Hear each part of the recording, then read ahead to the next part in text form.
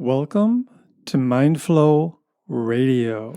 Mindflow Radio. She's Jaylyn. And he's Monty. So buckle your seatbelts and get ready to take a trip towards reality. Okay. Happy March, everybody. Yes, the birds were singing.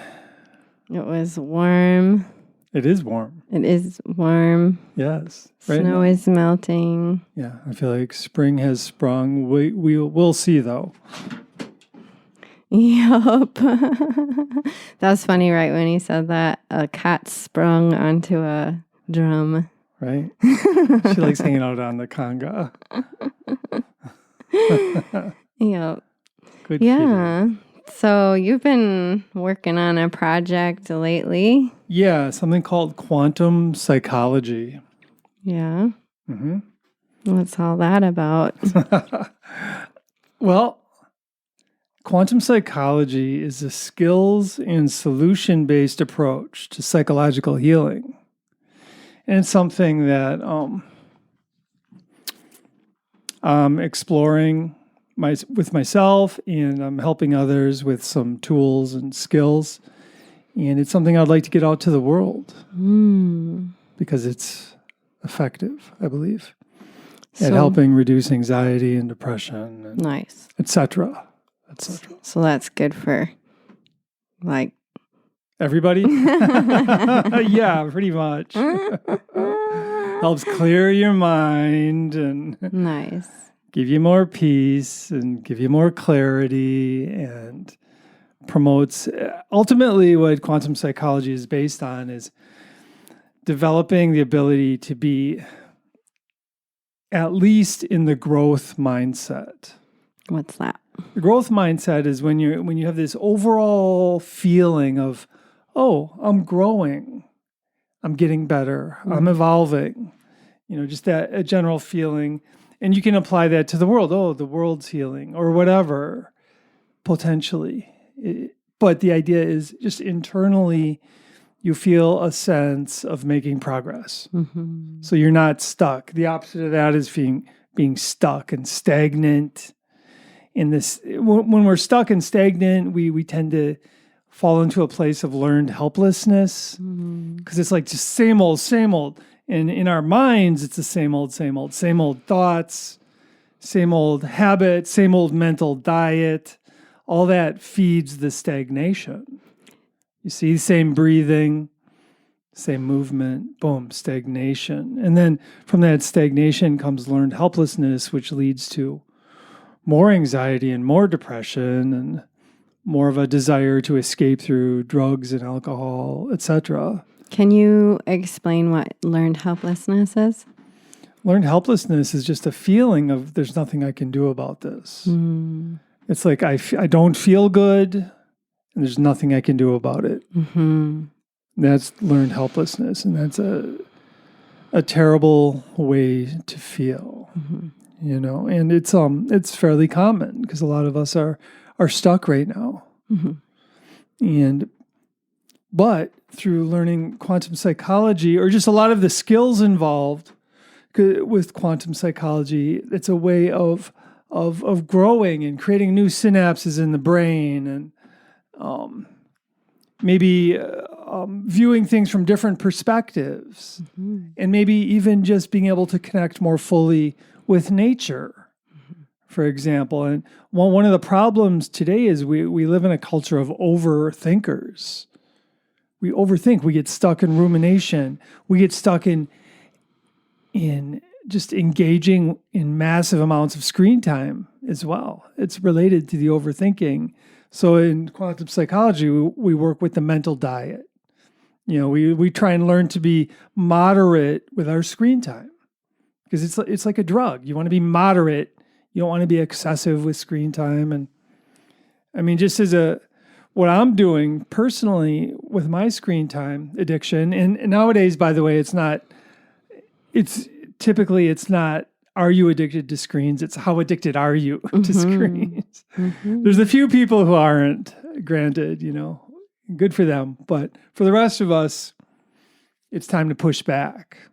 on the screen. And what I'm doing is I'm only doing the news and Facebook and, social media and YouTube, all that stuff. I'm only doing it every other day.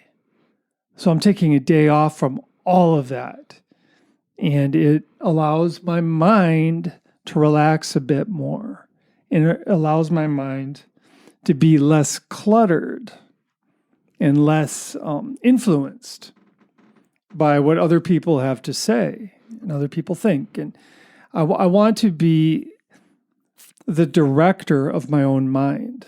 And that's the feeling of growth. If I can be in that position of solidly feeling like, I can control my own mind, then I'm feeling empowered. You see? And that's part of the growth mindset, is feeling empowered. So working with the mental diet is really critical these days. But also besides the mental diet aspect of quantum psychology, I also work with, being able to regulate, our spotlight of attention, for example. That's a cognitive skill. What are you paying attention to? Where's your spotlight of attention? And a lot of people, we get caught in this habit, this pattern of just thinking about our own thoughts. So we sit there and we think about our own thoughts. So what is our spotlight of attention doing? It's shooting out of our head and just looping back right into the head. That's the visual. That's where your spotlight is going. It's like right back in your head, and you sit there and you think about your own thoughts, think about your own thoughts, think about your own thoughts. And that can kind of be a drag, because we get stuck. We have the same thought over and over and over and over. Talk about learned helplessness. Oh, there's nothing I can do about this. But there is something you can do about it. There is something. And one of those things you can do, this is another aspect of quantum psychology, is you work with taking that spotlight of attention and putting it on your ribs and feeling your ribs expand as you breathe in. And as you breathe out, you just feel the ribs come together gracefully and on their own, and there's no breath hold. You want to breathe gracefully and in a fluid way, and you want your ribs to expand a little bit as you're breathing in, and you pay attention to that. So, in other words, that's one technique you can use to find a place in your mind where it's not constantly chattering.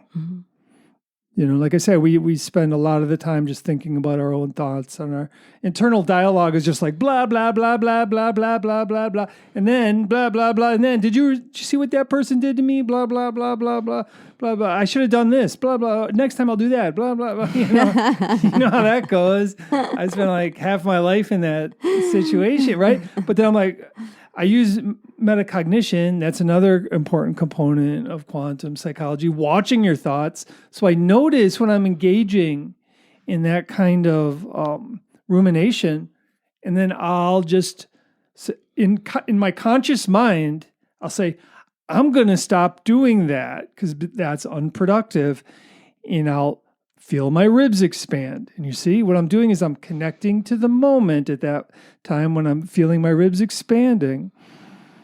And my internal dialogue is quiet because my spotlight of attention is on my ribs. It's not just looping back into myself, into this like endless chattering hell mind,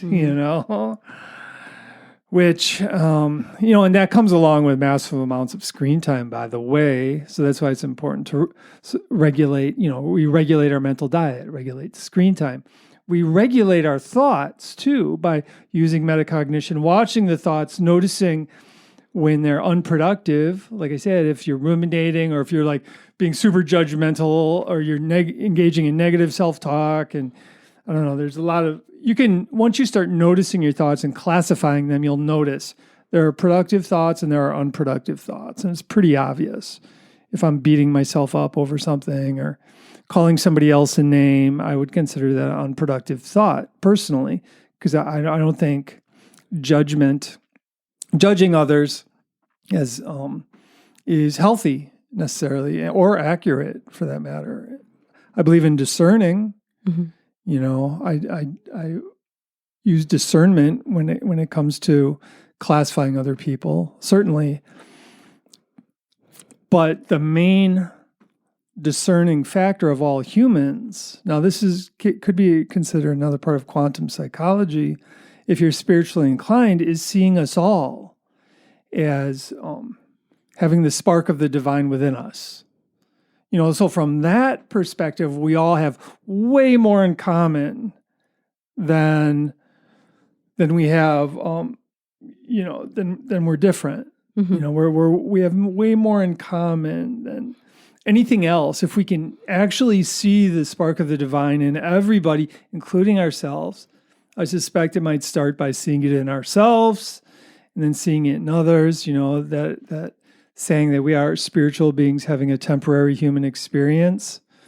If that's real, which I believe it is, if that's real, if I can see that in everyone, then I realize, oh, we're all these God beings, but we're all confused. You know, unless you're enlightened. So if you're enlightened out there, I apologize for saying we're all confused, because I know there are some enlightened people. I don't know. You know, well, I met Ram Dass once. Maybe he was enlightened. So maybe I have met an enlightened person. But yeah, but just going at it from that perspective. Okay, we're all God beings. We're all confused. I disagree with that person.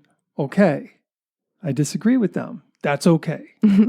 I think that point is really important right now, because I feel that social media has shown us that we can attack each other and have little repercussions, that we can separate ourselves by beliefs. Oh, yeah. But what you're suggesting is that it's okay to be friends with somebody who disagrees on a certain thing. Sure. Yeah, it could be friends or just be friendly or not, but going into a place of hatred and just name calling. And well, yeah, I don't think that's healthy. It seems that disagreements have gone from, oh, we disagree, to I hate that person. Yeah, for what he thinks. And I think that that's been a very strange jump in our society. Yeah. Well, it's kind of been that way forever, but it's been amplified. Yeah.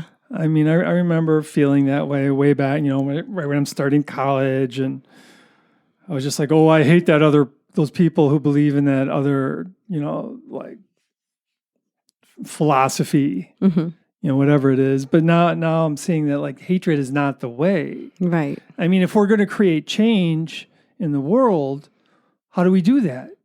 I mean, it's common to believe, if we're full of hatred and anger, then we just blow things up and that changes the world. And it's like so much suffering. Yeah, but it's just like it's more of the same. Right. That's more of the same. That's not like a positive shift. From my perspective, if I want to change the world, I'm going to find a group of people and we're all going to work together on projects that are positive and help change the world. Like co-housing, like, you know, land trusts, like, I don't know, creating beautiful music, whatever it is, different projects that can actually make the world a better place, you know, and then, but if my mind is full of hatred and anger and fear, and then I don't have much bandwidth left for these projects. And I'd rather spend my bandwidth on creating a better world for myself and my kids and my kids' kids and blah, blah, blah, all of humanity. And not getting too hung up in the anger, the hatred, and all that. So that's another part of quantum psychology. And another, you know, we work with cognitive skills as well. You know, and one example of a cognitive skill is just repeating the phrase "thank you." You know, in my mind, you know, it's something I use every day, actually, because what I've noticed for myself is my mind can get whiny or angry or whatever, and it can be in this place of I don't know, feeding off itself. But when I notice when I'm going there, or before I even go there, I just try and say thank you in my mind without attaching it to any specific thing. Thank you, thank you, thank you, thank you. And what I'm doing right then is I'm taking my conscious mind and I'm determining what my internal dialogue is going to be. Instead of the old pattern just running and running and running, I'm shifting the pattern consciously. Mm-hmm. I'm consciously saying, I'm going to say thank you. So I say it. And I say it during good times. I say it during bad times. I just say it because one thing I'm doing, like I said, I'm taking charge of my conscious mind, which, by the way, is very empowering. If you want to be empowered over your internal dialogue, this is one way of doing it. So I just say thank you. And another thing I'm doing is I'm directing my mind to seek the positive of the moment. And when we're freaking out, which a lot of us are doing now, it's hard to see anything positive.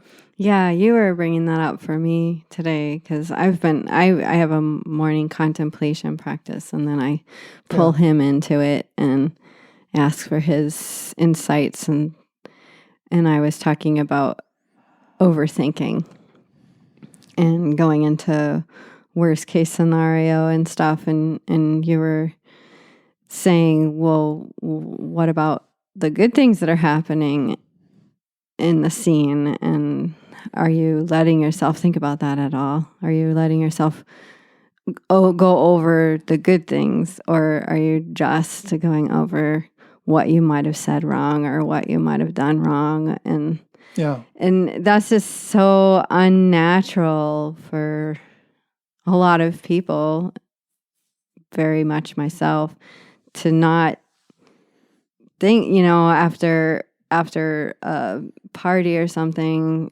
I will go over all the little intricacies of details of conversations, and I wish I would have said that different, or I wish I wouldn't have said that, or I wish, and I don't remember the good things.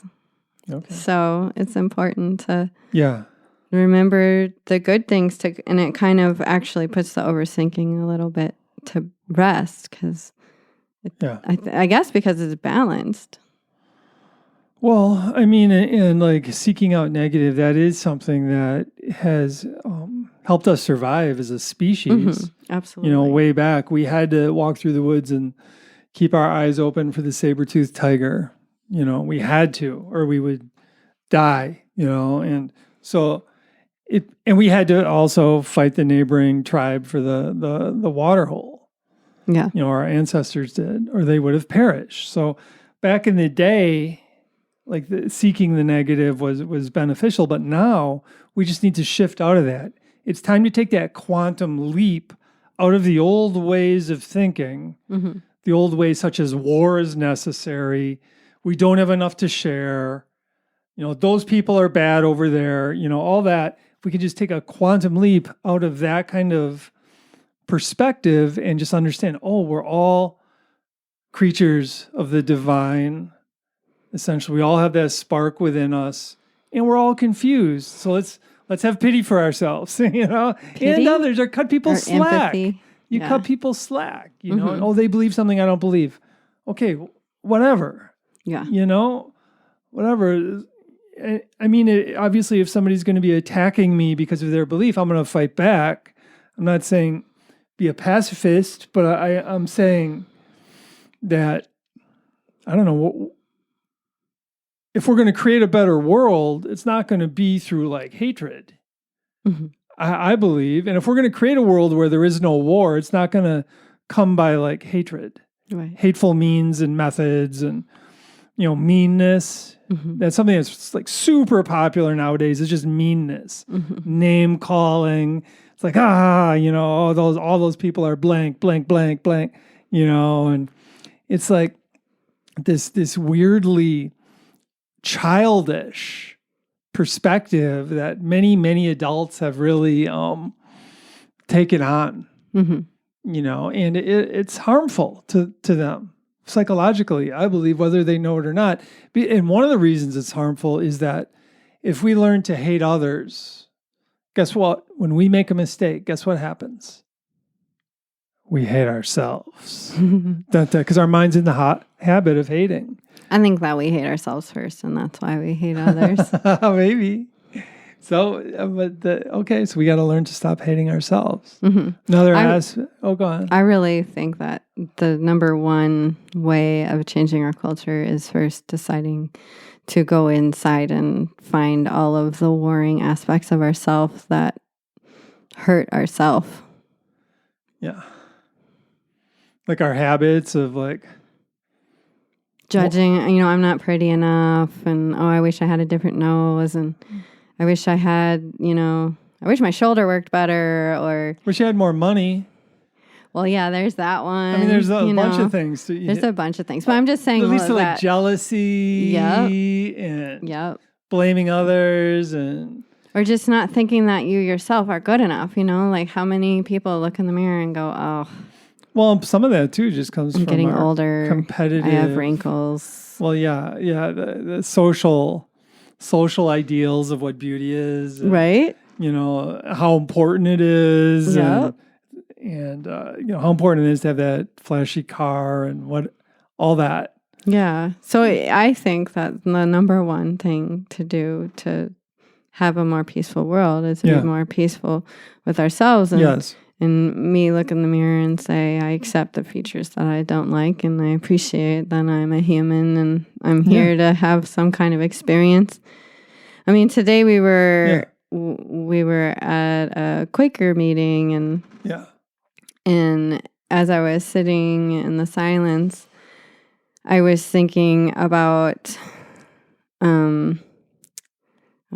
it just left me, but it was about accepting myself. And the details I can't remember, but how to just fully accept myself as I am without trying to excuse it, without wishing it was different, without being mad about it, without being doubtful about it, with just just accept me right here, right now. Yeah, okay. Me. Accept me. Nobody else has to accept me for me to accept me. It's kind of interesting. I had sort of a similar experience where when I was sitting there, where eventually it came down to just me visualizing like the spark of the divine within me, like a streak of light, and just settling into that. And then I tried to see it in everybody else in the room. So, but it did start with myself. Yeah. And then tried to, like an imaginary streak of light in everybody else. And it really illustrates to me what we really are. Yeah. I mean, so I think the closer we get to just reality, the better we feel. Yeah. And that's what through this quantum psychology thing, through regulating our breath, regulating our posture, that's another one. Bringing that heart forward, and you just feel more confident, and more fully just aware and being cognizant, being more present. That's something that's lacking in our culture. It's like people don't want to hear about mindfulness anymore because they think they know what it is, but people are not mindful. Hello, their minds are like way too busy. Yeah. I mean, we got to get to that transcendental place that is beyond the words. And I think a lot of people get to that transcendental place through just watching TV. But that's like a fake transcendental because you're actually ingesting images and information, and it's sort of like living a life, but not really. Yeah. And it's addictive, of course. Well, before we take our music break here, I'm wondering if you can share your definition of quantum. Well, to take a quantum leap from one distinct grouping to another. That's what a quantum leap is. It's like a shift from one aspect to a different aspect. And I think if we can take a quantum leap in our psychological wellness, boom, out of this kind of confusion and anxiety and depression and anger and all that, and take that leap into clarity and into compassion and into kindness for ourselves and others, and so quantum is like a discrete unit. Mm-hmm. So I want to shift from the victim mentality or the victim mind state or the arrogant mind state. Either one of those are the lower mind states. And I want to leap into the growth mind state, which is a distinct unit. And then above the growth mind state, which I should mention, is the manifesting mind state. And ultimately, that's the goal. And I do believe our minds are like way more powerful than we understand. And if we can get into that growth mindset, then boom, the next step is the manifesting mindset, where we actually manifest a much better world for ourselves and our family and our tribe and all of humanity. Nice. Yeah. And I just want to clarify that it's a discrete unit of frequency. So it's like a measurement of frequency, and whereas like anger is very low, dense, and clarity and neutrality are more of a high frequency. So I see it as like units of bricks or foundation, and if the foundational bricks change, then it creates a whole different atmosphere with which in with you are a different being. That's interesting, because it's like it's not easy to build a new foundation. But if you just change the frequency. Yeah, I mean, but it's not easy. Oh, I know. It takes a while to change your vibration. It sure does. But through training, you can get there. Mm-hmm. That's the thing. Which is what you're suggesting is quantum, like training the mind. Training the mind, training the body, training the breathing, training just your perception of the world, training your philosophy, shifting your philosophy. And ultimately, just having fun with all of it, because life's just a dream anyhow. Cool. Well, we have a song for you, and we'll keep going with some more thoughts and perspectives for you to consider in a moment.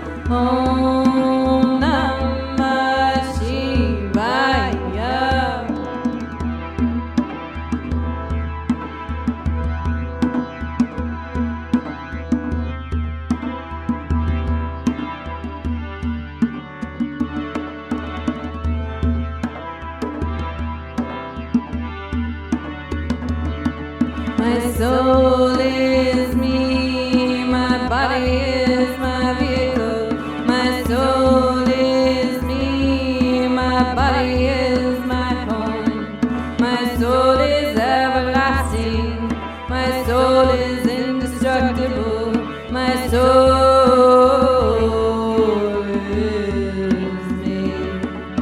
My soul is me.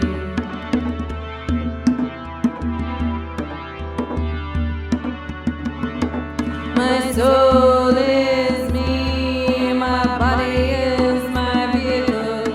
My soul is me. My body is my home. My soul is everlasting. My soul is indestructible. My soul is me. My soul is me.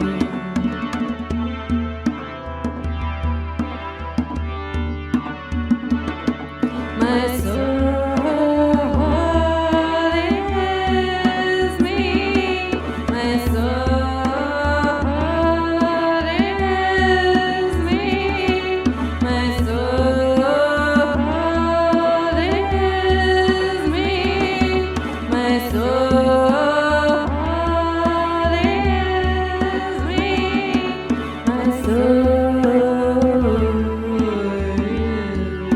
me. My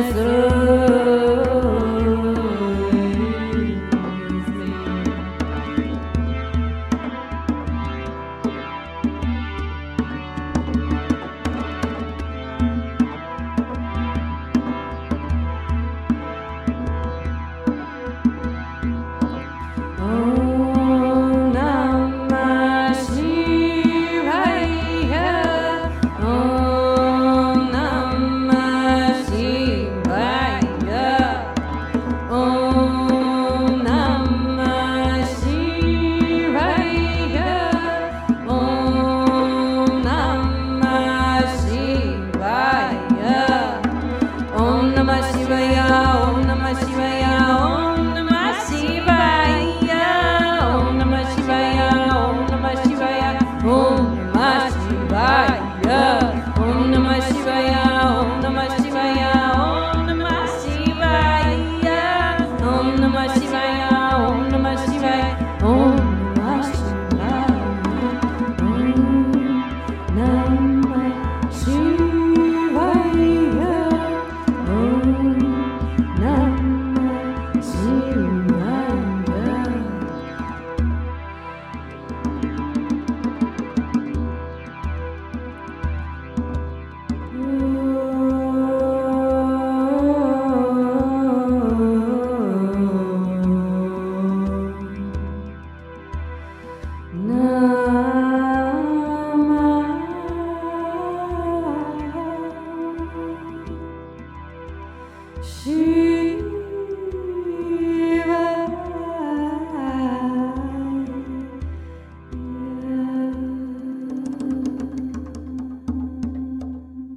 So I hope you enjoyed that little musical interlude.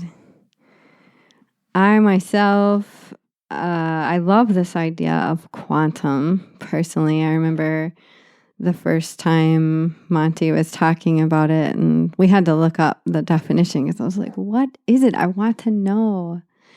And to see that it was a unit of frequency really blew my mind open. Because it's, there's quantum computing and quantum physics and all these quantum things that are going on right now, and how we're all, well, not all of us, but there's this fascination of the quantum. And what is quantum? It's a super tiny, minute little measurement of frequency. And to me, that gives, I guess, a visual of what it is the shift or the leap is meant to be. It's less etheric and more tangible for me to think of it as a unit of measurement of frequency. Yeah, of a vibration. And for me, it's sort of like when I'm in a lower vibration, I can definitely feel it. Oh yeah. Or if I'm in a higher vibration, I feel it too. So, but just I kind of keep my mind kind of attuned to identifying where I'm at. And that could be called meta awareness. Actually. Yeah. Yeah, and I've noticed I've been going down the Taoist medical Qigong path for a few months now, and it is totally changing my life. My health is improving, my mental health is improving, my ability to have metacognition and meta-awareness, my ability to make choices where in the past I would just have a panic attack. Now I have a choice. And for fellow people with intense anxiety, the idea of having a choice is like dreamy and miraculous. I have a choice. Wait, what? Because to tell somebody that they have a choice and blame them for not making a better choice is painful, and that happens a lot out there in the world. But to actually have the choice is a new. It's quantum, It's for me to have the space between the trigger and the panic long enough that I actually have a choice has been something that I've watched evolve over the last 6 months, where it started with, I want to make a choice. I want to have a choice. People say I should have a choice. Why don't I have a choice? Why does my automatic system keep taking over? To this place where I'm at now, where, this is that place of choice that I've heard about. And here it is. And I can see it now. And what am I going to do with it? Am I going to choose the old way? Or am I going to choose a way that I don't really know and is unfamiliar? And of course I'm going to choose the unfamiliar. I might clumsily stumble along and mess up and have to try again next time. But just the fact that I have a choice and that there is this space where I guess maybe quote unquote normal people have this choice, whereas people with intense PTSD don't. So that's what Qigong has given me, is over time, it's given me the ability to see where the choice can be made to go a different way. So you're able to regulate better. Yes.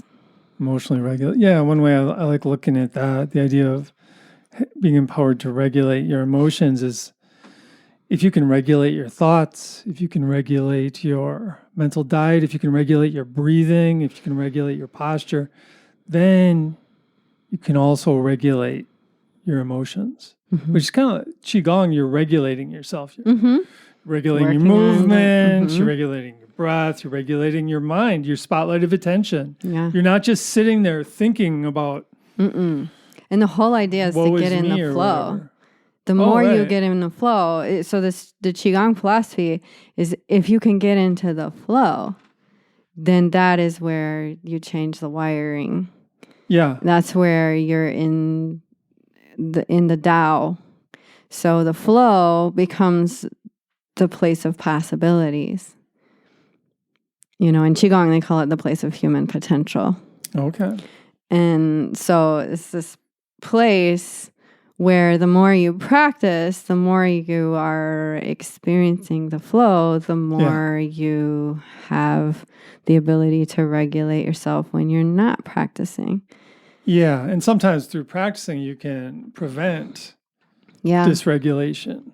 That's what I think I'm moving towards. That's I think that's the ultimate goal. See, that's why I'm encouraging you to practice in the mornings more. I'm looking forward to the day where I have just Qigong all over the place in my life. And I mean, it's working. I do walk the walk. I have Qigong in the morning, Qigong in between clients, and Qigong when I get home, Yeah, but just be in the Qigong mind state just whenever. Right. That's the idea. That's the idea, yeah. Once you practice and enough. You're just in that flow just periodically throughout the day. And then naturally you feel better. And you have less. Yeah, it's just definitely where I want to be. Definitely, getting to see glimpses of the person I want to be coming out of the person I am.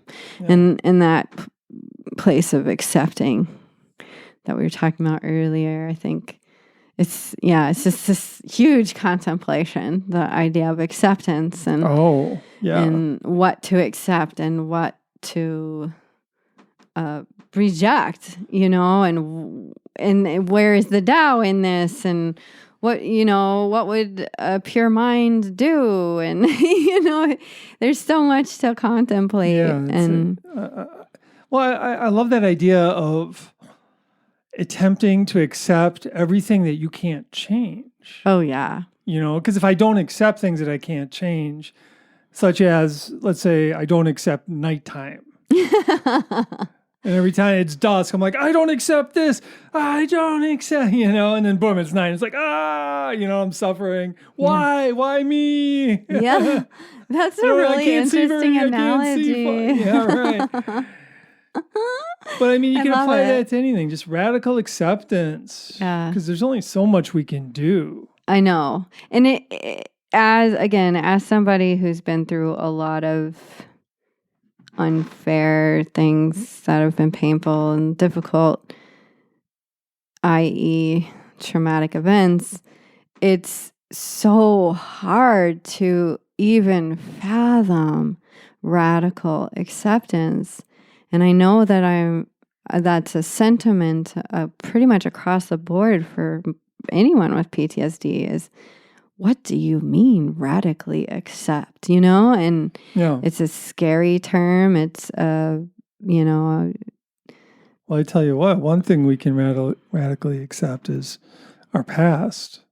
Because we can't change that. We can't. We can accept it. Yeah. This was my past. I know. And that in itself is hard. Because it's like, what did I do to deserve that? Why did it happen? Just all the... Yeah, you get into that overthinking. Overthinking is so real. Yeah, but the Taoist way is just simple. Yeah, get back to the present. Yeah, be simple, content. And the acceptance can release you from the past. Mm-hmm. I accept it, I let it go. Mm-hmm. It's not me anymore, I let it go. Mm-hmm. I'm taking a quantum leap into a new way of being. Mm-hmm. That was the old me. This is the new me. I accept that. I also accept that I'm changing. Mm-hmm. I accept that too. I think that's the hardest part for humans, and the only constant is change is the only constant. And yet we don't like change. We have fear around change. It's true, we cling. And our partner changes a little bit and we're like, oh my God, oh no, what does it mean? What does it mean? My hair's turning gray. I have to dye it. What was my old color? Oh, I got to dye the eyebrows too.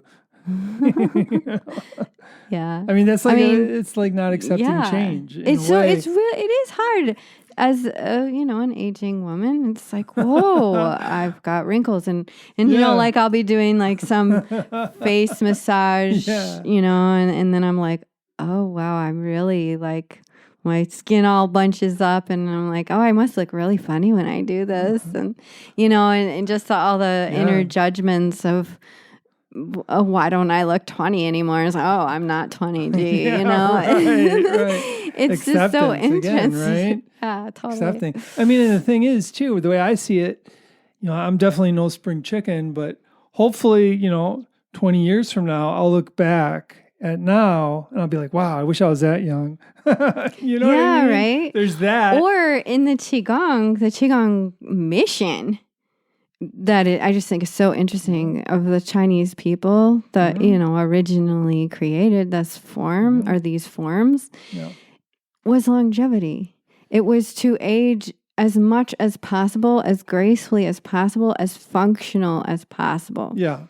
The whole thing is about how can I be the best me I can be for the longest period of time? Yeah. How long can I keep my arms in range of motion, my legs range of motion, my spine's range of motion? It's just all this movement and breath and expansion and contraction. Contraction? Yeah.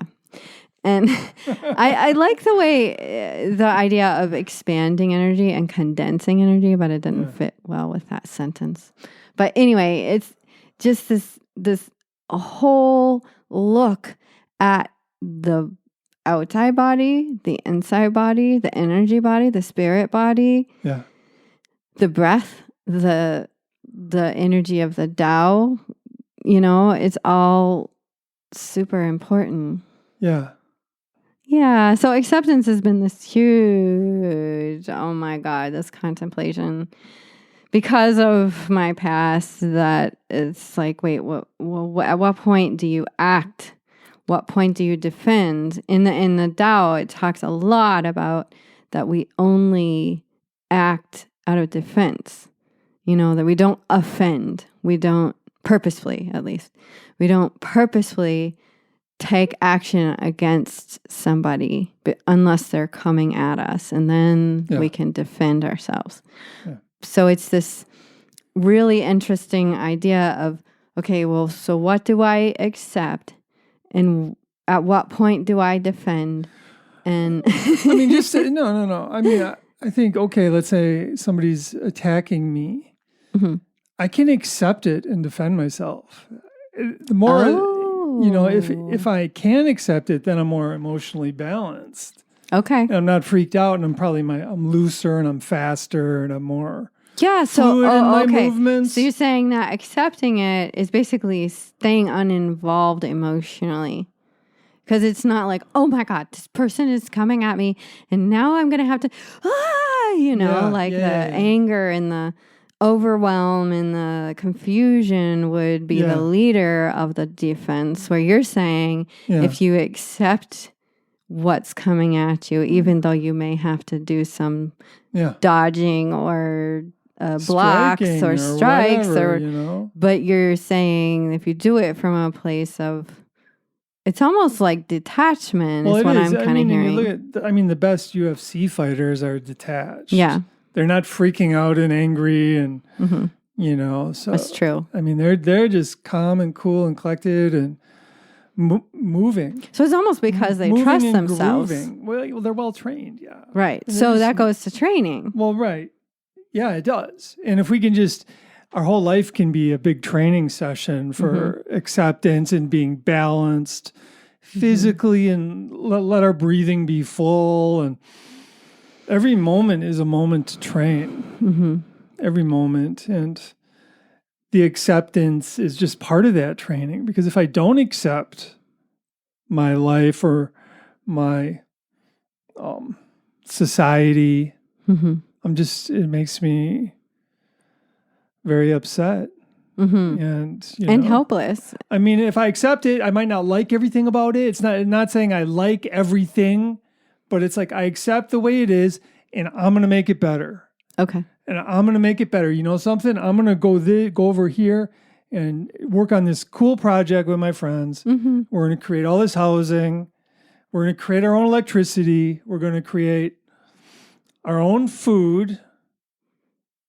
And we might have a robot too. It's possible. I'm just going to create mental clarity. That's my goal. Well, I don't even care about all that other stuff. Yeah. That other stuff is like fantasy land for me. I'm like, I just want to be I want to have inner stability. That's all I really care about. I don't want to have any more panic attacks. That's my goal. My personal goal is no more panic attacks. Well, the more in harmony we can become with each other and the world, the better we're going to feel. Right. So I'm just talking about harmony, and I'm not talking on a selfish level. I'm saying everybody should be working on, or not should be, but could be working on stuff to whatever improve the world, inspires improve their lives. Yeah. Like I think that's like an important. Oh yeah, we all have separate dharmas. Right. So you may be inspired to build a community or something like that. Yeah. Mine's kind of simple. I just want to have inner stability. That's my inspiration. Peace. And maybe some people, it doesn't matter. The point is that there's many ways to be inspired. Yes. And you're just saying, get inspired and do something. Yeah, find your dharma, find your skill set, Okay. you know, and put some effort into it and just train throughout the day is my suggestion. Really. And one thing I wanted to say about this qigong I'm learning, and it goes into sports science. My teacher is tying together ancient philosophies and traditions with modern sports science and what sports science is saying about fascia. And the fascial lines are incongruency with the meridian lines of Chinese medicine. So it's this really interesting discovery. And what I want to share about that is what the fascia teacher is saying is that our fascia is our best friend and just wants to support us in whatever our habits are. Okay. So if our habit is to slouch and to have that learned helplessness, then our fascia has actually formed around our muscles to support that habit. Yeah, I see. So for us to say, you know what, I want the habit of a confident, upright, strong posture, it's going to be difficult. Yeah. Because the fascia is going to be like, wait, I've been here for you for so many years, supporting your habit of slouching and making it so it doesn't hurt you too bad. Yeah. What are you asking of me now? Why do you want me to change? Yeah. You know, and the fascia is this memory of nerves. I mean, it's so mind-blowing that it's the memory. The fascia is the memory of your body and your mind. And it remembers you like to slouch, and so it's created this ability for you to do it without harming yourself too much. It's this physical net around the muscles. And the bones and just all of it, the organs. And it's just super fascinating. So in other words, if we want to learn to have better posture, we have to work on it for a while. Yes. You know, that's like where the I'm yoga going. teachers say you got to practice for 40 days. Yeah. Before it just happens on its own. Mm-hmm. Yeah, there's got to be the intention behind it of, oh, I don't want my shoulders to slump forward right now, and I'm going to take 5 minutes to work on it. You know, so it takes training, just like you were saying with UFC fighters. The reason, well, you didn't say this, but my assumption is the reason why they're able to be calm and collected is because they trust in their training. Yeah, well, and they know that's how they're most effective too. Okay. Because they know if they get all wound up and angry, they're going to get tired really fast. Okay. Their muscles are going to be tight. They're going to be tight. Mm-hmm. You can see people when they're angry, they tend to be like more tight when they move. And they might be fast for a second or two, but then they're tired. Mm-hmm. Mm-hmm. You know, and so there's I just love that analogy because I think it's so poignant to in our daily life. Like, no, we're not UFC fighters. No, we're not going to be in a ring, but we don't ever know what is going to happen. And I think that's why most of us ruminate, is because we don't know what's going to happen. Right. And so if we take that time that we ruminate and train instead. Yeah. Work with our breathing, work with our mind. Work with our posture. Yeah, right. And say a few thank yous. You know, it's all training. And I wanted to talk about that one too, because you gleaned that from what's his name? Muji, long time ago. Yeah. And then recently we Muji. heard that maybe Albert Einstein also did that. Don't know if that's an AI thing or if it's real, but I just think it's interesting that you really found that practice and used it, and it's been so helpful for you and very foundational for your own quantum leap. It's so simple. Mm-hmm. It's just 100% cognitive. I could just drop a thank you into my mind whenever I want to. I think that's really cool. I mean, for me, it's one of the harder practices.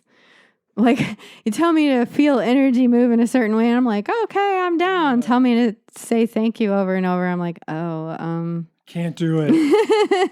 It's just more hard. It's not, I can do it. It's just more hard than feeling the energy in my third eye or something like that. But maybe that's a sign that if you do it, that you'll be overcoming something. Oh, I agree. I agree. There might be a shift. Mm-hmm. From that potentially. Yeah, so it's all about moving towards the shifts and moving towards those quantum leaps. Yeah, and just because something's hard, it's not a reason not to do it. Right. Just like if feeling your ribs expanding when you breathe, if that's hard, that doesn't mean don't do it.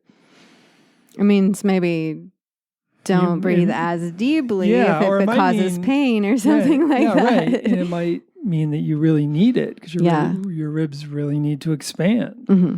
It's so the thing gets true. Stuck, oh my gosh, the part breath. of staying vital is to keep the ribs flexible. All of the joints, actually. Yeah, but right. Yes, yeah, and we could go into a whole nother hour of just talking about the breath, but we are out of time. So I just want to say happy March to you all. Happy March. Happy spring. Happy spring. Happy spring. Yeah, let's bring in this new season of growth with our growth mindsets as well. Let's spring into that growth mindset. And then from there, you spring into the manifesting mindset. And then from there, you spring into the awakened mindset. See, that's the natural progression. Sounds good. I wonder if I'll ever get there. Eventually. Yeah, keep going. You're going to definitely I think, get there. according to Buddha, Lotus Sutra, we all become enlightened eventually. It just takes, us different amounts of lifetimes. So we all get there, I believe. So something to celebrate. Yeah. If you really believe that, too, there's actually nothing to worry about. Yeah. Because we all get there. It's like, oh, okay. That's cool. Thank you, universe. So let's all lighten up. Thank you, Tao. Yeah. Lighten up and train. Train the mind, train the body. Yeah. Train our abilities to disagree with grace. Yeah. And be better humans because of it. Yeah. Jesus, guide us towards Christ consciousness for ourselves, for our families, and our tribes, and all of humanity. Blessed be. Amen. Bye, y'all. Namaste. Namaste.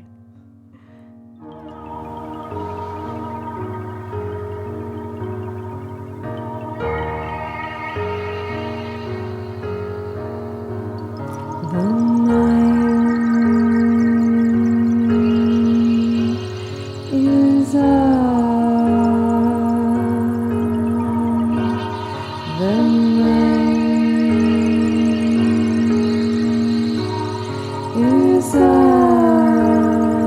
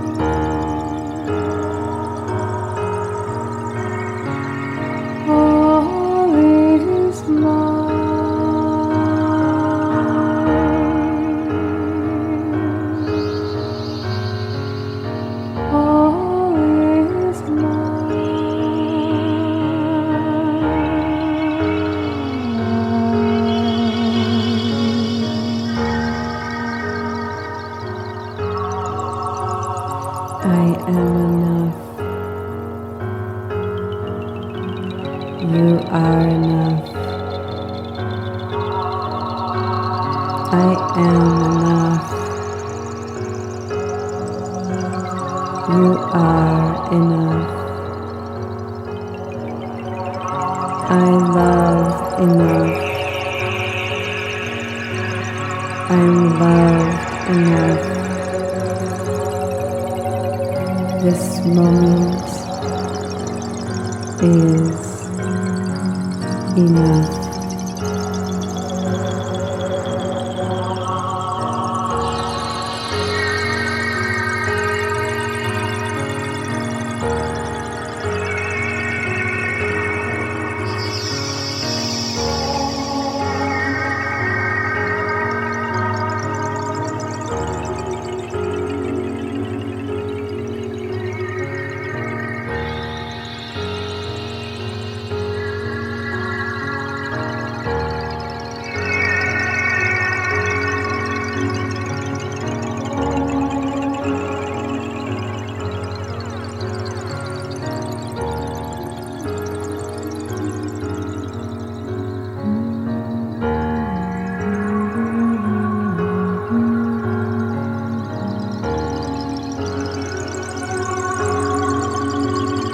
I am enough. You are enough. I am enough. You are enough. I love enough. I'm loved enough. This moment is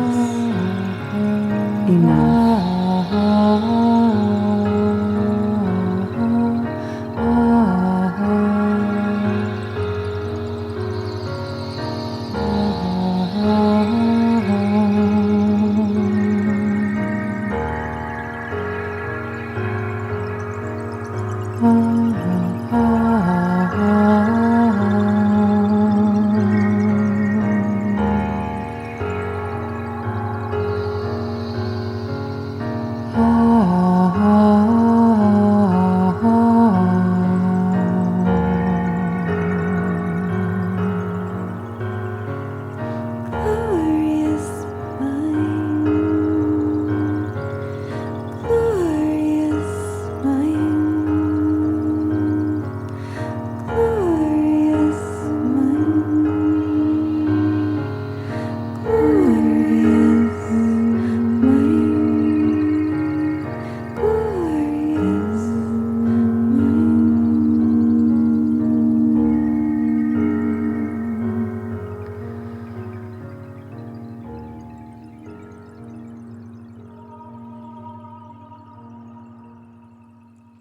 mind.